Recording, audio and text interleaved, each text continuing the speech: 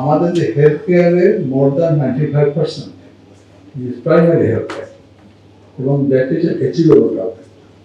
এটা আমরা করতে পারি। আপনার এটা আমাদের হেলথ কেয়ার কমিশনের ইস্যু আছে।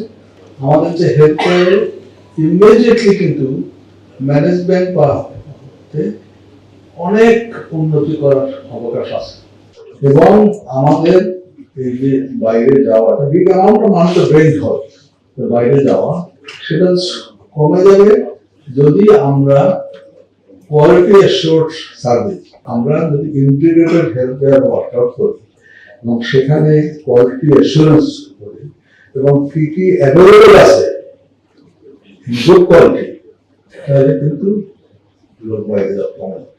এবং কিছু লোকের যাদের টাকা আছে বা যে কারণে হোক, শুধু আমাদের একথা বলতে কোনো লজ্জার কথা নয় যে আমরা এখনো একদম ডেভেলপ কান্ট্রি লেভেলে হেলথ কেয়ার নয়।